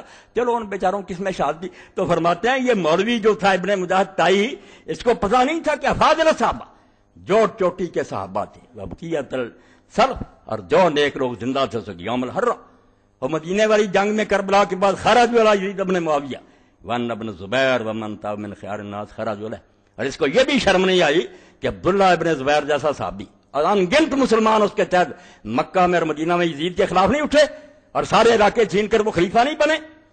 وان الحسین ابن علی ومن تاب من خیار المسلمین خرج ولا ایذن رضی اللہ عنہ الخارجین علیہ ولانا قطرۃ، کہتا حسین ابن علی اور ان کے ساتھ جو نیک مسلمان تھے سارے اٹھے، اور دعا سن لیں، کٹڑ اہل حدیث ظاہری اموی کیا دعا کرتا، یہی میری دعا، ناراض ہوں لعنت پر، کرتا ہوں لعنت ان پر، رضی اللہ عنہ الخارجین علیہ، جو یزید کے خلاف اٹھے تھے اللہ ان سے راضی ہو، ولانا قتلتہم، اور جنہوں نے ان کو قتل کیا نیک لوگوں کو اللہ کی ان پر لعنت، وہ سارے حکومت کے عاملین پر اللہ کی لعنت۔ وان الحسن البصری وکابر التابعین خرج الحجاج بسیوفہ، اور اس کے بعد کہتا 4000 قرآن کا عالم جو ساری دنیا میں تھا قراء، وہ سارے قرآن کو ماننے والے میدان میں آئے کہ نہیں؟ قراء کا جنگ حجاج بن یوسف کے خلاف تلواریں لے کر نہیں آئے، سعید بن جبیر جیسے آترا ہؤلاء کفر، وہ کہتا ابن مجاہد تائی جو فتویٰ دیتا کیا یہ سارے کافر ہو گئے؟ اگر اجماع تھا تو یہ سارے صحابہ تابعین کافر ہیں؟ بل واللہ من کفرهم فهو احق بالکفر منهم، بلکہ اللہ کی قسم جو ان کو کافر کہتا ہے وہ زیادہ لائق ہے کہ اس بدماش کو کافر کہا جائے، کافر تو ہے وہ نہیں تھی۔ والامری لو کان اختلاف نے یخفى لا ذر نہ ہو، اور کہتے ہیں اگر کوئی ایسا اختلاف ہوتا کہ وہ چھپا ہوا ہوتا پھر بھی ہم معذور سمجھتے کہ اس بیوقوف کو علم نہیں ہوا، مگر یہ تو آسمان کے سورج کی طرح پتہ کہ مدینہ سارا اور مکہ اور مصر و شام سارے خلاف اٹھے تھے ان کے، ولکنہ مشہور یعرف اکثر من فی الاسواق والمقدرات ہی حضورہن الاشتہار، مگر یہ تو ایسا مسئلہ ہے جو مشہور ہے جس کو بازاروں میں گھومنے والے بچے عورتیں بھی جانتے ہیں کہ مدینہ اٹھا تھا، حسین اٹھے تھے، تابعین اٹھے تھے، اور پردوں میں چھپی ہوئی عورتیں بھی جانتی ہیں کہ ایسا ہوا تھا۔ ولکن یحق علی المرء ان یختم کلامہ ویذم الا بعد تحقیق المیل، تو چاہیے کہ جس کو اللہ نے عقل دی ہے وہ اپنے کلام کو لگام دے، کتابیں لکھنے سے پہلے 1000 مرتبہ سوچے کہ میں کیا بکنے لگا ہوں، ویعلم اللہ تعالیٰ ویعلم اللہ تعالیٰ بالمرصاد، اور سوچے کہ جو میں کہہ رہا ہوں اللہ دیکھ رہا، میں نے اس کا حساب، ناراض ہوئے ہیں۔ وَأَنَّ كَلَامُ الْمَرْءِ مَحْسُوب مکتوب مسئول عنہ یوم القیامت، اور پتہ ہے کہ ایک ایک بات پر تو اسے سوال ہوگا اللہ کے ہاں مقلدن اجرا من اتبع علیہ وزرہ، جو تیری بات سن کر اس پر چلیں گے یا اس کا ثواب تجھے ملے گا، یا جتنوں کو تو گمراہ کر کے مرا سب کا تجھے عذاب ہوگا۔ انتہا بحروف وقرر رفقی جمال الدین الرحیم لم یعترض، کہتے ہیں جمال الدین فقیر نے یہ ساری عبارت لکھی، اس کو قائم رکھا، کوئی اعتراض نہیں کیا۔ یہ میں نے حوالہ پڑھ دیا کہ ظاہری ہے، جیسے ابن حزم کی عالم اللہ ایر حدیث بھی وہاں نہیں جاتے جہاں تک وہ گیا، بالکل خالص کتاب و سنت اور بنو امیہ سے، مگر وہ کہتا تم ان ظالموں کی حمایت کرتے ہو، ان کا کہتے ہو کہ یہ خلیفے ہیں۔ یہ ایسے ہی ہے جیسے کسی کی بیوی کو لے گیا آپ اس کو خاوند کہنے لگے، اور خاوند والی حدیثیں پڑھیں، خاوند کی نافرمانی نہیں کرے، وہ خاوند ہو تو ہے نا، حدیثیں خاوند کی آپ اسے اغوا کرنے والے پر پڑھ رہے ہیں۔ جو امت کو اغوا کر گیا، غصب کر لی خلافت اس نے، امت نے نہیں چنا، وہ کب ہے خلیفہ؟ کہ آپ وہ حدیثیں پڑھیں باغیوں والی۔ یہ دوسری دیکھیں، یہ قاضی ابو بکر بن جساس ہے، ان کی تفسیر ہے احکام القرآن، چوتھی جلد سورہ حجرات۔ تو فرماتے ہیں کہ امام مالک رحمۃ اللہ علیہ سے پوچھا کہ اگر کوئی ظالم بیٹھ گیا، اس کے خلاف لوگ اٹھے، بغاوت جس کو جرم بنا دیا، بغاوت حکومت کی نظر میں کرایہ کے اٹھی، یہ نہ دیکھا کہ بغاوت تو زیادتی کو کہتے ہیں، اگر حکمران زیادتی کر رہا وہ باغی، اگر رعیت زیادتی کر رہی وہ باغی۔ باغی کوئی ایسی ٹرم نہیں ہے کہ وہ ایک ہی معنی ہے، بدلتی نسبتی بات ہے، جو حق سے ہٹے گا باغی۔ وقد روى ابن القاسم عن مالک، یہ 1709 سوا چوتھی، عن مالک اذا خرج على الامام العدل خارج وجب الدفع علیہ مثل عمر بن عبدالعزیز۔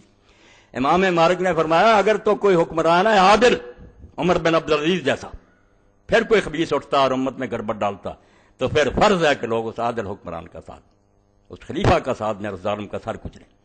فاما غیر فدا ينتقم اللہ من ظالم مثل، اگر کوئی ظالم ہے اور ظالم ہی اٹھ کھڑا ہوا، ہاں، تو پھر کسی کا بھی ساتھ نہ دیں، اللہ کو نبٹنے دیں کہ وہ ظالم سے ظالم کو جوتیاں مروا رہا ہے، آپ تماشا دیکھیں، ہاں، ظالم ہے تو ظالم سے بہتر ہے۔ ثم ينتقم من كلائما، پھر اللہ ان دونوں سے بدلہ لے گا قیامت کے۔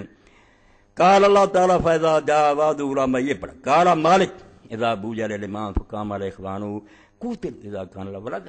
یہ سن لیں مسئلہ، یہ ساری حدیثیں کتابت میں شیوخ کو جا کر پڑھا دیں کہ یہ حدیثیں ظالموں کے لیے نہ خدا کے لیے پڑھیں، جو دین میں خلیفہ کے چنا ہوا یہ ہے ان کے لیے، بالکل اس کی صرف نافرمانی کریں گے ہم غلط بات میں، مگر بغاوت نہیں کریں گے، کافی حد تک برداشت کریں گے جب تک انتہا نہ ہو۔ تو امام مالک فرماتے ہیں جب کسی امام کی بیعت ہو جائے، بیعت آپ نے کئی خطبوں میں سنا ہے، اس کا نام نہیں کہ میں کوشش کروں گا لوگوں سے ریفرینڈم کرا لوں، یہ تو پتہ کہ ڈنڈا ہے، لوگ بیٹھے ہوئے اوپر، لوگ دیں گے ووٹ، بے شک 10% ہی آئیں، فرض کر لیا جائے گا 99% آئیں، ہم دیکھتے ہیں نا یہ تو آگے، یہ نہیں بیعت وہی ہے کہ سارے گھر میں بیٹھے ہیں، کسی کے پاس حکومت نہیں ہے، لوگ خود جا کر کہتے ہیں ابو بکر ہم آپ کو حکمران بنائیں، یہ بیعت کہ لوگ سودا بیچتے ہیں کہ ہم نے اپنی جو امانت تھی وہ آپ کے پر فرمایا جب خلیفے کی بیعت ہو جائے تو پھر اس کے بھائی اس کے خلاف اٹھ کھڑے ہوں، تو جنگ کی جائے گی ان بھائیوں کے خلاف اگر پہلا آدمی عادل ہوگا، پہلا حکمران عادل ہے نا، خام یہ اٹھ کھڑے فاما ہؤلاء فلا بیعت لهم اذا كان بوجا لهم الخوف، اور اگر یہ لوگ جو ہیں اپنے زمانے کے کہا بنو عباس بیعت وہ بھی لیتے تھے، بیٹھ گئے دو بیعت، کس کی موت آئی ہوئی کہ بیعت نہ کرے، ہاں جی ہاں جی ہاں جی ٹھیک ہے ٹھیک ہے ٹھیک ہے، ضمیر بیچنے والے تو ہر زمانے میں۔ تو امام مالک فرماتے فاما ہؤلاء فلا بیعت لهم، یہ ہمارے زمانے کے جو ہے نا منصور صفا وغیرہ، ان کی بیعت کوئی بیعت نہیں ہے، بے شک ہاتھ میں ہاتھ لے لیں لوگوں سے منع، یہ بیعت کوئی نہیں۔ اذا کان بویا لهم الخوف، ان کی بیعت لوگ خوف کی وجہ سے کرتے ہیں، ڈر سے وہ کرتے ہیں، یہ وہ بیعت نہیں ہے جو رضامندی سے ہوتی۔ تو یہ بھی بحث میں نے پڑھ دی کہ ظالم جو ہے نا ان کے خلاف اٹھنے والا جو ان کا ساتھ دو بشرط کہ وہ عادل ہو، دوسرا جو ہے وہ جھوٹا، وہ حکمران بھی اس کا کوئی حق۔ یہ ہیں امام ابن حجر، یہ لکھتے ہیں 12ویں جلد فتح الباری۔ اب اس میں باغیوں کے بارے میں لکھتے ہیں، یہ پڑھ لیں، یہ سب ان کے پاس ہے، پڑھتے نہیں، فیصلے گھر میں بیٹھے کر لے ہیں کہ نہیں وہ حکمران جو تھا ان کا چچا ہے نا جو حکومت پر بیٹھ جائے اور اللہ کے بندے مر جائیں ولی صاحب بھی، وہ باغی۔ تو امام فرماتے ہیں یہ 285 اور 286 تو فرماتے ہیں فین والا قسم ہے کہ دو قسم کے لوگ حکومت کے خلاف اٹھتے ہیں، ایک وہ ہیں جو بالکل مرتد ہوتے ہیں اور دین سے نکل جاتے ہیں، جیسے حضرت ابوبکر کے خلاف اٹھ کھڑے ہو کہ زکوٰۃ نہیں دیں گے، وثانی من خرج فی طلب الملک لا للدعاء الی معتقد۔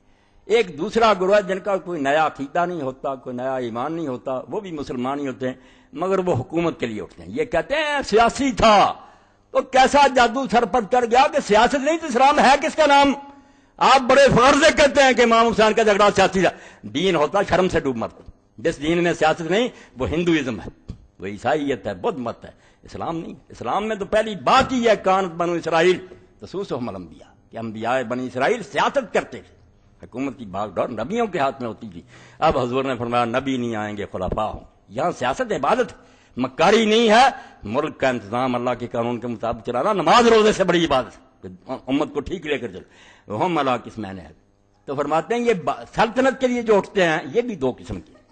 قسمن خرج غضب الدین میں اجل دور الاولاد ترک عمل بسنت نبیہ فاولئک الحق. یہ ایک سطری کافی ہے، سارا کربلا آ گیا اس میں. پہنچا دو ہر شیخ الحدیث تک کہ اگر بخاری پڑھتے ہو نکالو فدر باری. فرماتے ہیں ایک گروہ ہیں جو نکلے ہیں سلطنت کے لیے مگر اپنے لیے نہیں. وہ اقتدار اس لیے نہیں چاہتے کہ عیش کریں گے، معلوم غضب الدین، انہیں دین کا جوش آیا ہے من اجل دور الاولاد، کیونکہ حکمران جو ہیں وہ غلط ہو گئے، حکمران ظالم ہو گئے، دین چھوڑ دیا انہوں نے. ترک عمل بسنت نبیہ، اور اللہ کے نبی کی سنت پر عمل کرنا انہوں نے چھوڑ دیا. اس لیے یہ بیچارے اٹھے ہیں کہ ہماری زندگی میں اللہ کے رسول کے دین پر عمل تم نے چھوڑ دیا. یہ کون ہے پھر؟ یہ باغی ہیں. فہؤلاء اہل حق، یہ باغی نہیں ہیں، یہ حق والے. اور کون ہے وہ؟ ومنهم حسین ابن علی واہل المدینہ فی الحرہ والقراء الذین خرجوا الحجاج. وہی ابن حزم والے حوالے.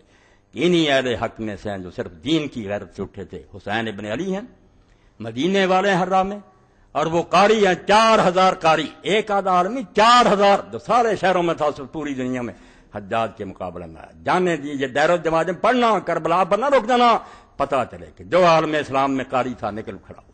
جانے دی اور بعد میں تباہ ہوئے. تو فرماتے ہیں وہ قاری جو حجاج کے مقابلے میں اٹھے. وَقِسْمٌ خَرَجُوا لِطَلَبِ الْمُلْكِ فَاقْتَصَدَّ كَانَ فِيهِمْ شُبْهَةٌ وَالْأَمْلَاءُ وَهُمُ الْبُغَاة. ایک ٹولہ وہ ہے جن کے پیش نظر کوئی دین نہیں، کوئی مقصد نہیں، صرف حکومت کا لالچ ہے. یہ باغی، اس گروہ کو باغی کہیں گے جو دین کے لیے جوش میں 286 اور 285 ہے. تو میں نے خلاصے کے طور پر آپ کے سامنے یہ مضمون بیان کر دیا کہ حکومت پر نظر رکھنا اہل اسلام کے لیے سب سے مقدم فرض ہے. نماز روزے سے زیادہ فکر یہ کریں کہ ہمارے ملکوں میں باغ ڈور جو سنبھالے ہوئی کیسے لوگ اللہ رسول کے مطیع ہیں تو ان سے محبت دین ہے. ان کے لیے دعائیں مانگنا، ان کی خیر خواہی، ان کے حق میں یہ دعائیں کہ اللہ انہیں کامیابی لازم. اور اگر وہ ظالم ہیں ہم ان سے بغض کریں گے. حدیث پاک بغض کرو، ان پر لعنت کرو، اللہ سے دعائیں کرو کہ اللہ ان ظالموں سے جان چھڑاوے، اور جہاں تک ہو سکے ان کا کوئی ساتھ نہ دو. یہ دین ہے بالکل. یہ خلاصہ ہے، ورنہ فقہ اور حدیث کے دفتر اس پر ڈھیروں ڈھیروں. مگر غلط ہو جانے کی وجہ سے یہ فصل جو میں نے بیان کر دی نا، یہ ترجمہ کرا دو اللہ کے بندو. یہ 40-50 صفحے جو ہیں واضح کر دیا اس نے کہ حکمران سمجھو تو صحیح ہوتا کون ہے. جو تخت سنبھالے وہ حکمران، جو زبردستی چھینیں گا وہ خلیفہ نہیں ہے، نہ اس کے لیے کوئی حدیث ہے، وہ ظالم ہے. اس سے حکومت چھینی فرض ہے، بغاوت نہیں ہے، عبادت. صرف دین والا جو ہے اس کے خلاف نہیں اٹھنا، اس کا ساتھ دینا، اس کی مدد کرنا، اس کی حمایت کرنا، یہ بالکل دین اسلام. باقی وہ بات بھی آپ ذہن میں رکھیں. کتاب میں لوگ لکھتے ہیں، حوالے دیتے ہیں کہ لو جی اس کے ساتھ جہاد کے لیے کیوں گئے؟ اگر وہ برا تھا صحیح بخاری دیکھ لیں، ابو داؤد دیکھ لیں. یہ تو اللہ کے رسول نے مہربانی فرمائی کہ ہمارا کام رکا نہیں. فرمایا امام بر بھی ہوگا یا فاجر ہوگا، حکمران نیک ہوگا یا بدماش ہوگا، جہاد نہ روکنا. تم نہ دیکھنا وہ جہنم میں جائے، تم نیت نیک سے جہاد کرنا. جب نماز کی باری آئی فرمایا کوئی آدمی نیک ہو بدماش ہو نماز نہیں چھوڑنا. یہ بھی میں نے وحدت امت لکھی، یہ بھی میرا پوائنٹ یاد رکھیں. میں نے یہ انتشار نہیں چاہتا، میں یہ کہتا ہوں کام جو ہے یہ نہیں سٹاپ ہونے چاہیے. اس سے نفرت کرو، اس کو الگ کرنے کی کوشش کرو، دعائیں کرو اللہ کو موقع دے، مگر کام سب ہونے چاہیے. اگر حجاج ظالم جیسا بھی نماز پڑھا رہا گا، صحیح بخاری میں ابن عمر اس کے پیچھے نماز پڑھتے. یہی ان کی دلیلیں ہیں کم بختوں کی، بیلموں کی، کہ فلانے نے حج کرایا لوگوں نے کیا پڑھا. بھائی کہیں دین میں آتا جو حج پڑھائے گا بری ہونا چاہیے.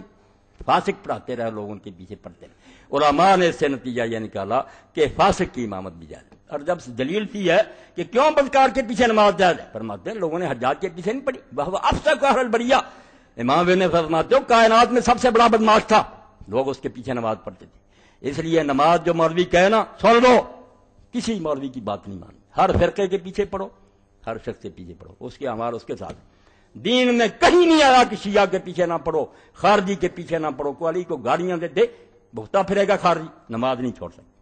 ابن حزم رحمۃ اللہ علیہ فرماتے ہو ایک دن میدان عرفات میں ایسا اجتماع ہوا، لوگ یہ بھی دادنی میری پلے باندھتے، امت کی وحدت کے لیے قربانی دیں گے ہم.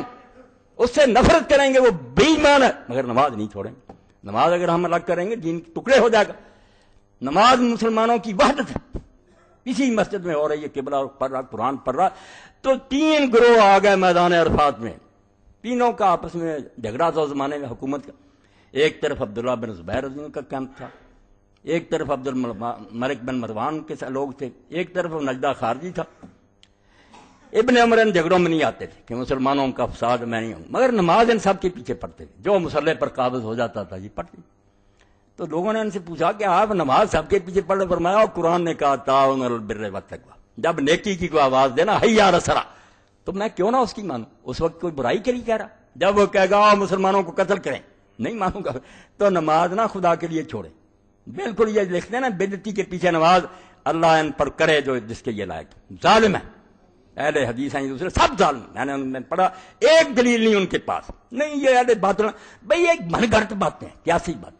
آپ اللہ رسول کی بات بتائیں، کہیں اللہ نے کہا کہ قبلہ رخ ایک شخص قرآن پڑھ رہا ہے اس کا عقیدہ کچھ ہے؟ دین میں وہ حوالات ہیں جہاں آپ نے کہا امام کا عقیدہ پوچھا، ظالم۔ اب بھی کتاب میں آ رہی ہیں بدعتی کے پیچھے نماز، جھوٹے نماز نہیں ہم چھوڑ سکتے، ہمیں کیا بدعتی ہے؟ وہ حسن بصری رحمۃ اللہ علیہ کا قول یاد رکھیں جو صحیح بخاری میں لوگوں نے پوچھا بدعتی، اور اس زمانے میں بدعتی یہ بریلوی نہیں تھے کہ درود و صلوات پڑھتے تھے، وہ بدعتی تھے جن کے عقیدے نئے تھے، کوئی رافضی بن گئے تھے، کوئی خارجی بن گئے۔ پوچھا عقیدے کے بدعتی، عقیدے نئے، فرمایا صلی خلفہ علیہ بدعت، پڑھ نماز اس کے پیچھے، اس کی بدعت کا وبال اس پر ہوگا۔ تجھے کسی نے کہا کہ عقیدہ پوچھ، اور جلدی روایتیں بنا لی کہ ان کی نماز قبول نہیں ہماری، بھئی آپ کو کیا فکر پڑی؟ اس کی نہیں قبول ہوگی، آپ کی نیت نیک ہو جائے گی۔ کہیں دین میں آتا کہ پہلے پتہ کرو کہ امام کی، پہلے آپ اللہ تعالیٰ کو یہ فیکس کریں کہ مولوی صاحب کی ہوگی پڑھیں نماز کی نہیں، بھئی کس چکر میں آپ پڑے ہوئے؟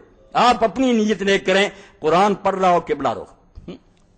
لوگوں نے کہا کہ آپ ایسے نجدہ خارجی کے پیچھے پڑھتے ہیں، تو صحابہ نے کہا ہم بھائی اس کے پیچھے نہیں کھڑے ہوتے، ہم قرآن کے پیچھے کھڑے ہوتے، قرآن پڑھ رہا ہم قرآن کی اقتدا کریں۔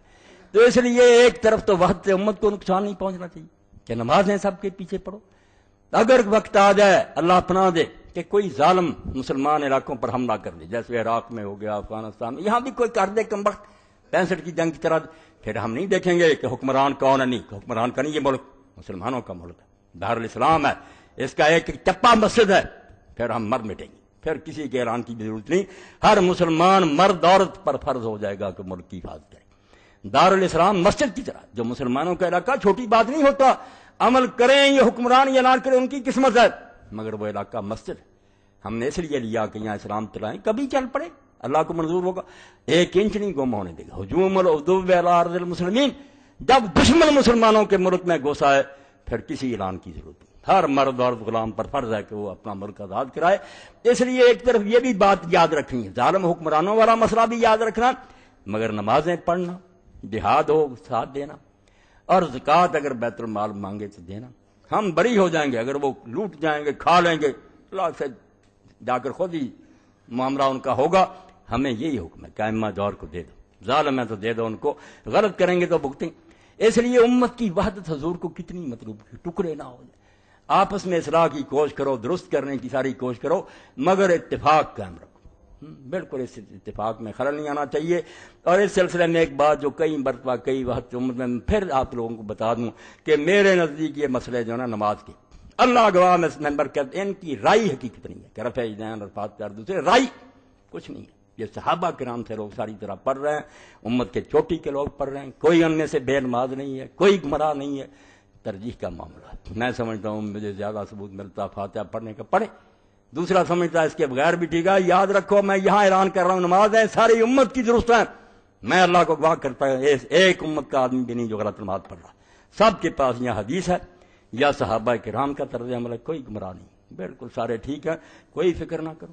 بس یہ بات یاد رکھو کہ ابو عامر حنفی اور کفال مرضی شافی ایک دور میں 2 امام تھے چوٹی کے، اور کئی مرتبہ اگر کوئی فوت ہو جاتا وہاں اکٹھے ہوتے تو لوگ اس موقع کے منتظر رہتے تھے کہ یہ 2 امام آئیں گے وہاں، تو اشارے ثواب کے لیے قرآن خوانی وغیرہ یہ کول شول نہیں ہوتے تھے، لوگ افسوس کرتے تھے، دعا کرتے تھے، تو لوگ منتظر رہتے تھے کہ یہ دونوں امام آئیں گے، کوئی مسئلہ چھیڑ دو، سوال چھیڑ دو، تو پھر علم کے دریا بہتے تھے، امام وہ عامر حنفی دلائل دیتے، ادھر کفار لوگ کتابیں نوٹ بکیں ساتھ رکھے، وہاں رسالے بنے تھے علم کے۔ تو ایک دن امام جو حنفی جب وہ عامر رحمۃ اللہ علیہ وہ جا رہے تھے، اب مغرب کا وقت ہو گیا، مسجد تھی کفال شافی رحمۃ اللہ علیہ، اور کون سے مسئلے تھے جو تم نے مسئلے بنا لیے روٹی کمانے کے لیے؟ مسئلے تھے حکومت ٹھیک کرنا، ملک میں کرپشن ختم کرنا، غریبوں کو روٹی دینا، وہ مٹ گئے، تم نے اپنا علو سیدھا کیا، تمہارے مدرسے چل رہے ہیں، روٹیاں کھا رہے ہو، یہ دین رہ گیا فاتحہ۔ تو امام ابو عامر جو تھے وہ اس مسجد میں داخل ہو گئے، کفال کی مسجد میں چلے گئے شافی رحمۃ اللہ علیہ۔ تو شافی عالم نے جب دیکھا تو مؤذن اذان کہنے لگا تھا، مغرب کا وقت۔ اب شافی لوگ جو ہیں وہ ترجیح کی اذان کہتے ہیں، ریپیٹ کرتے ہیں کہ 2 مرتبہ اشہد اللہ اللہ، 2 مرتبہ اشہد ان محمد رضا، آہستہ آواز سے کہنا، پھر پورے زور سے اڑیاں اٹھا کر اشہد اللہ الہ الا اللہ دوہری۔ یہ مکہ میں اذان ہوتی تھی، ابو محذورہ رضی اللہ عنہ کا آپ نے سکھائی۔ مدینہ میں وہ اذان ہوتی تھی جو ہم عام کہتے ہیں سیدھی۔ تو شافی عالم نے کہہ دیا ابو عامر صاحب آئے، حنفی اذان کہو، شافی اذان نہیں کہنی۔ پتا تھا کہ دونوں سنت، ایک مکہ میں تھی، کیا فرق پڑ گئی؟ اب اذان جب حنفی طریقہ سے ہوئی تو نماز کے لیے بھی انہوں نے ابو عامر کو کر دی۔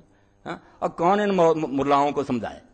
کیوں دین کا ستیہ ناش کرتے ہو؟ اسلام ایک ہی ہے، اللہ رسول کے دیوانے ہیں سارے، آگے کر دی۔ اب امام ابو عامر نے کہا اتنی میرا احترام کیا کفار نے، انہوں نے اللہ سینے پر ہاتھ، حنفی طریقہ چھوڑ دیا، نہ پر آمین اونچی آواز سے کی، رفع یدین کیا۔ یہ خود واقعہ مولانا شاہ رحمۃ اللہ علیہ نے اور مولانا یوسف بن نوری رحمۃ اللہ نے معرفت سنن میں لکھا۔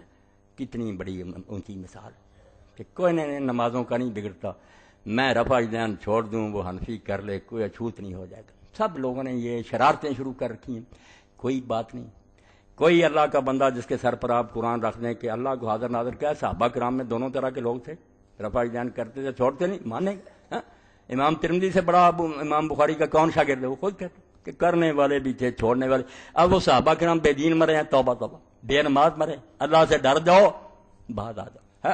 جو آپ کو پسند ہے وہ کرو، اور اگر اچھا کریں تو اس طرح کرو جیسے امام سفیان ابن عیینہ کرتے تھے، کسی نماز میں کر لیا کرو، کسی میں چھوڑ دیا کرو، تاکہ دل میں سے یہ نفرت اور کینہ جاتا رہے۔ آپ سمجھیں دونوں حضور کی سنت ہیں، فعلوا مرۃ وترکوا مرۃ۔ شاہ ولی اللہ فرماتے ہیں کبھی حضور کسی نماز میں کر لیتے تھے، کسی والکل سنہ، دونوں ہی سنت ہیں، بلے کل نسل اصیل، دونوں کی بڑی گہری بنیادیں ہیں۔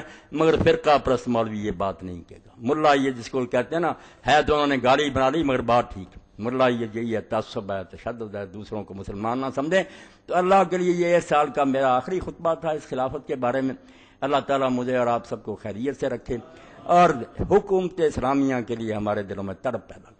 آپ اپنی نمازوں میں روئیں کہ اللہ وہ دور آئے رسول اللہ کا، ابو بکر عمر کا، عثمان علی کا، ایسا دور جس میں خلافت راشدہ ہو، خلیفہ پھٹے کپڑے پہنے، لوگوں کے مکان اچھے ہوں، اس کا گھرا ہوا وہ رات کو گھومے کہ غریبوں کی خبر لے، وہ بابرکت دور زمین پر آ جائے، واشرقت الارض بنور ربہا، اور یہ زمین اللہ کے نور سے چمک اٹھے، جلوے چمکے، غریبوں کو بھی جنت مل جائے۔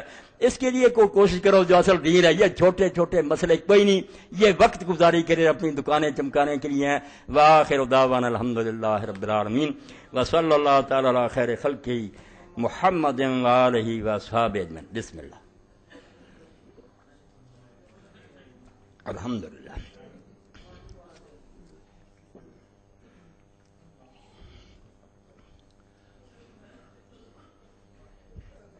الحمدللہ، الحمدللہ، وسلام علی عبادہ الذین اصطفیٰ۔ سب سے پہلے یہ اعلان سن لیں، ہماری مسجد کے جو قاری صاحب ہیں، میرے بھائی عبد المنان صاحب، وہ دیر سے مجھے کہہ رہے تھے اس بارے میں، تو اب ان کی باری آئی۔ تو اللہ کا ایک دیندار اور نیک بندہ ہے، مگر امیری غریبی اللہ کے ہاتھ میں۔ اللہ نے اس کی آزمائش کی، 5 بچیاں دی، بیٹا نہیں 5 بچیاں، تو 4 کی وہ شادی کر چکا ہے، اب آخری بچی ہے غریب۔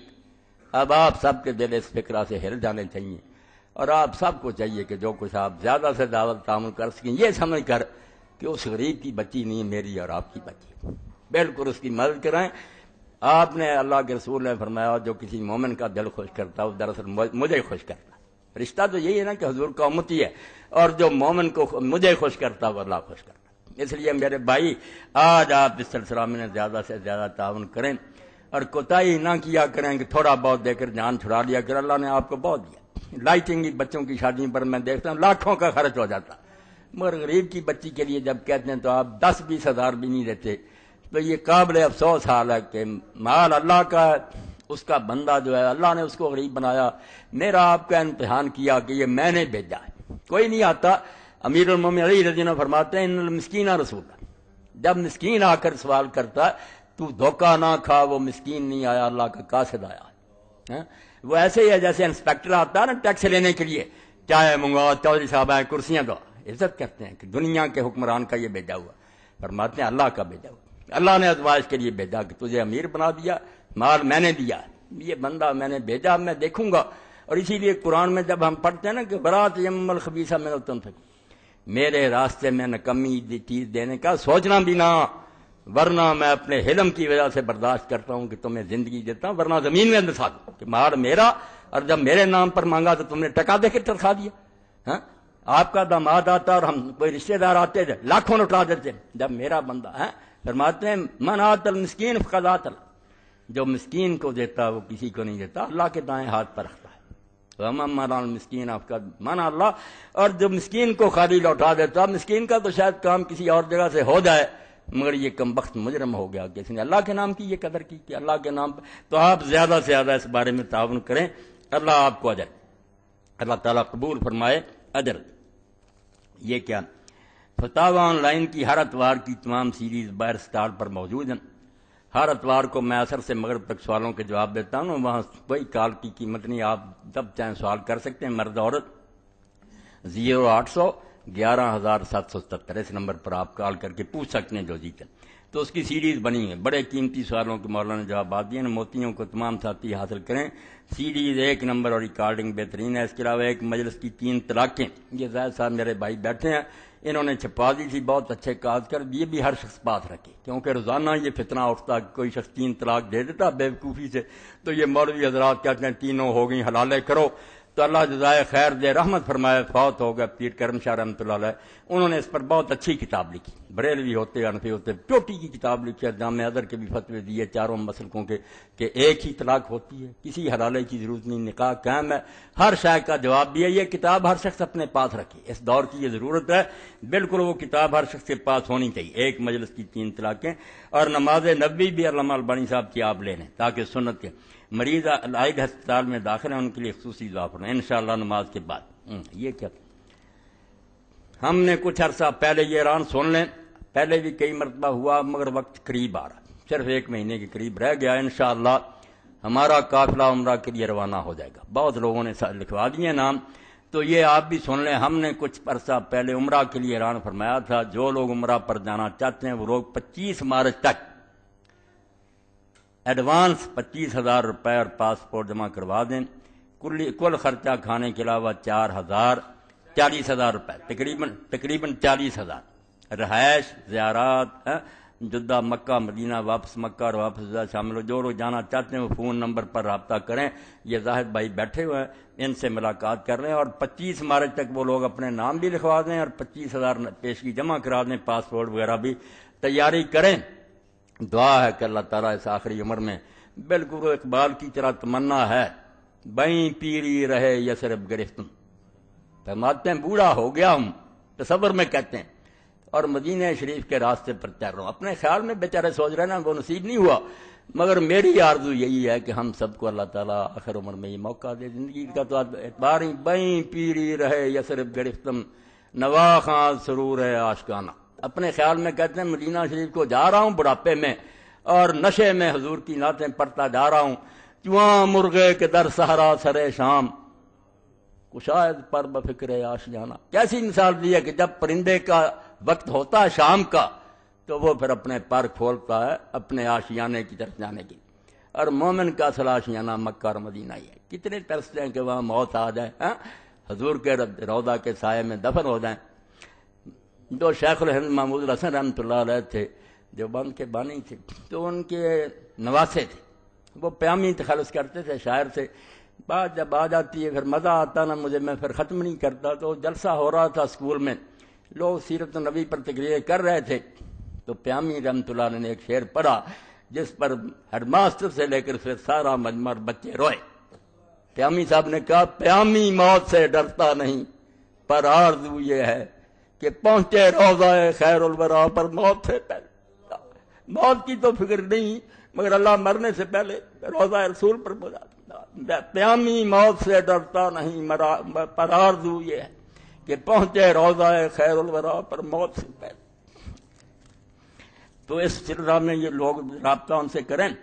ماں مارد کا معنی عفت، یہ بچیوں کے لیے بہترین چیز ہے، یہ آپ لے گئے مولانا فقیر اللہ صاحب سے اپنی بچیوں بیٹیوں کے لیے تحفہ لے جایا کریں۔ خواتین ہی لکھتے ہیں، ان کتابوں کا بھی اعلان کریں، فکر اسلامی، یہ بھی مولانا فقیر اللہ کے پاس ہے، باتیں یہ بھی قرآن میں اصلی قسم کے اعلیٰ قسم کے تبرکات بھی حاضر خدمت ہیں۔ اللہ کے ہاں حرام بندوں کے لیے آسان، جو چیزیں حرام ہیں ہم نے حلال کر رکھی ہیں، یہ کتابیں بہت اچھی ہیں، لے سکتے ہیں۔ میرے ابو محمد اعجاز حسین ایک جھوٹے کیس میں پکڑے گئے ہیں، ان کی رہائی کے لیے دعا کرائیں، انشاءاللہ سب کے لیے، جن پر بھی ظلم ہو رہا۔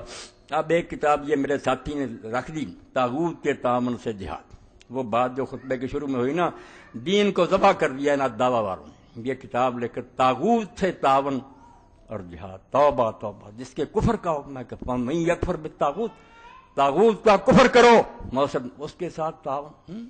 جب لوگوں نے کہا کہ تم تو طاغوت سے مل کر جہاد کر، راز کھل گیا، خود مان گئے کہ واقعی ہم ایجنسیوں کا جہاد کر، تو فتویٰ بنا لیا کہ طاغوت سے تعاون کر کے جہاد۔ یہ پوری کتاب اس قابل ہے کہ اس کو آگ میں جلا دیا جائے، جھوٹے حوالے، غلط دلیلیں، اور اس بارے میں اب زیادہ تبصرہ نہیں کر سکتا۔ ایک کتاب کہوں گا، یہ ویس بھائی بیٹھے سب سے جو اسلام کے لیے کوشش کر رہے ہیں لوگ، تحریک، وہ کتاب مولانا احمد رضا خان بریلوی رحمۃ اللہ علیہ کی المحجۃ المعتمنہ، المحجۃ المعتمنہ، اس کو چھپا کر تقسیم کریں۔ جب کانگریسی ملاؤں نے کہا کہ ہندوؤں کے ساتھ اتحاد کرو اور ملک کو آزاد کراؤ، میں کہتا ہوں عالم اسلام میں ایسی کتاب کوئی ماں کا لال لکھ ہی نہیں سکا کہ کفار سے تعاون جائز ہے، کافروں سے دوستی حلال ہے۔ المحجۃ المم، آیتوں کے جواب اور جو حدیثیں انہوں نے دی ان کے جواب اور فقہا کے حوالے کہ کفار صرف کتے ہیں، اور کتوں سے جیسے آدمی شکار کر سکتا، اگر مسلمانوں کی حکومت بہت مضبوط ہو اور یہ دو چار کتے ہوں کافر، ان کو ڈوری میں ڈال کر کام لے سکے، کوئی اندیشہ نہ ہو فتنہ، پھر ان سے تھوڑی بہت مدد لینے کی اجازت ہے، ورنہ کفار اس قابل نہیں ہے کہ ان کی تعظیم کی جائے۔ تو المحجۃ المعتمنہ، بھائی اللہ کے بندو، اس دور میں چھپا کر بانٹ دو خدا کے لیے، تاکہ پتہ چلے کہ یہ کفار سے جو تعاون ہو رہا ہے کفر ہے، اسلام کو چھری پھیر رہے ہیں لوگ، کسی کے ساتھ اعتدال نہیں، کوئی روشن خیالی نہیں، یہ کفار ہیں۔ ہم یا قرآن کو جھوٹا کہیں یا ظالموں سے دوستی کریں، نہیں ہو سکتا، یہ ہمارے خیر کا اللہ کا کلام جھوٹا جو کہتا ہے لا یارونکم خبالا، یہ یہودی عیسائی ہندو تمہاری کبھی خیر خواہی نہیں کر سکتے، جو خرابی کر سکتے ہیں وہ کر کے چھوڑیں گے، کوئی ان پر اعتماد نہ کر، ہم قرآن کو دفن کر دیں۔ تو المحجۃ المعتمنہ فی آیات الممتحنہ، یہ ایسی کتاب ہے، میں اللہ کو گواہ کر کے میں نہیں دیکھتا کہ وہ بریلوی ہیں، یہ کون ہے، ایسی لکھی ہے فقہا کے حوالے سے، حدیثوں سے دھجیاں اڑا دی ہیں کہ کون سا حوالے دے رہے ہیں، کوئی مشرکوں سے مدد، اللہ کے رسول کے سامنے آئے لوگ 700 بندہ کہ حضور ہم مدد کرتے، فرمایا اسلام لائے ہو، کہا نہیں، فرمایا فلاں استعین المشرک، میں کافروں سے مدد نہیں لیتا، ہم دین کا کام کر رہے ہیں، کافروں کا کیا یہاں تک۔ تو اللہ کے لیے دین کو نہ خراب کرو، تم سے دین نہیں نہ ہوتا عمل، تو دین کو اصل حالت میں رہنے دو، طاغوت سے نہ ہمارا تعاون کراؤ، دین کو نہ تباہ کرو۔